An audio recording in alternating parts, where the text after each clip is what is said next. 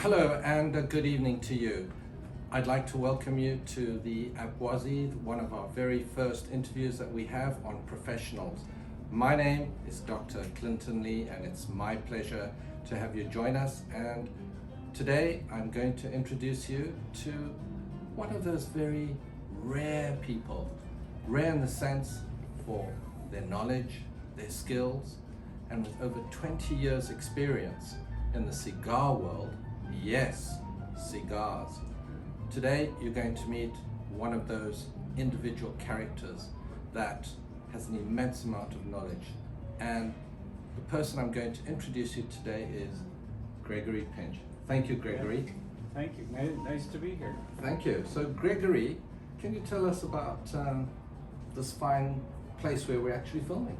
Okay. Well, my wife and I, we purchased this store back in June of last year. I'd been sniffing around the store for probably about a year and a half with the previous owners.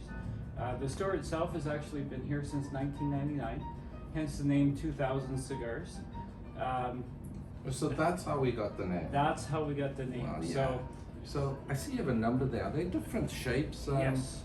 So this particular cigar is a Robusto. Maybe you'd like to hold up Sure, yeah. both of them. This particular cigar size is called a Robusto. You can see compared to the Corona, it's quite a bit wider. It's almost the same length. What we find with the different sizes is most people like to start out fairly small. So that's usually why we suggest a money number 4. We can enjoy maybe with a nice glass of wine or a nice glass of scotch. Absolutely. Definitely. Or even a cognac. Or even a cognac, exactly. With cigars, really what you pair it with depends on your own flavor. So just getting back to the basics again, Gregory, I know this is something that is in the hidden vaults of your knowledge bank there, but for our audience there, how is the cigar actually made up? So there's a filler, which is the middle part of the cigar. Right. There's a binder, which holds all the filler together. And then there's a wrapper. So basically, if you were to look at the money number 4, so the filler is what you see. Maybe hold it up. Sorry, the filler is what you see on the inside. Right. The binder is then, well, you can't really see a binder from here, but next time we'll dissect one. Yes, exactly. Right. We could dissect one. And then the wrapper is the exterior of the cigar. The other part of the cigar that usually goes unmentioned is the cap. Absolutely. So with the cap, you can kind of see on the end of the cigar, if you were able to focus in really close to it, you would actually see that there's actually a fine line around the exterior of the cigar.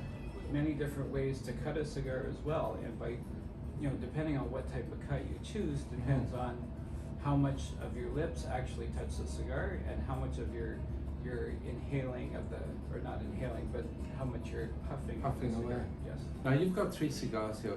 Perhaps you could just share the first one, and then I'm going to see what whiskey or cognac or drink we might pair with that. So tell us about that one. Absolutely fantastic. So the Monty 4 is a cigar that has kind of an earthy flavor.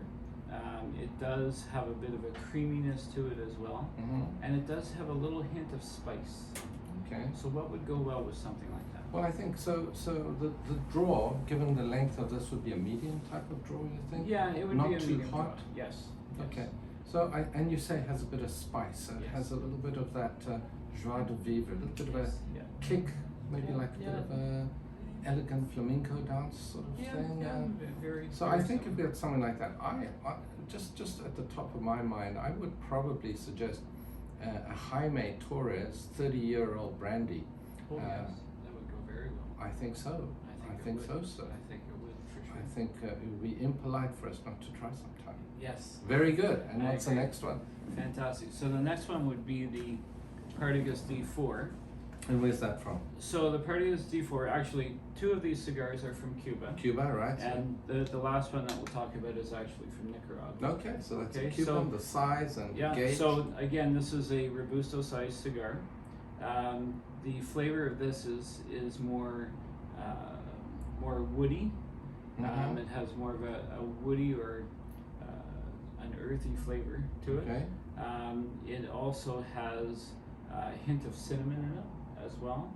And when I smoke it, Is it lighter than this this first cigar? no, it's actually a heavier cigar. It's heavier, right? Because when we look at it, the gauge, this is smaller and this is a bigger gauge.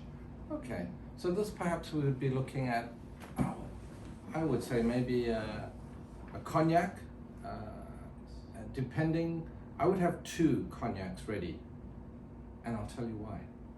A VSOP would be one if this had a little bit more exuberance, a little bit more of that youthfulness to it, and if it was perhaps, as each cigar is different.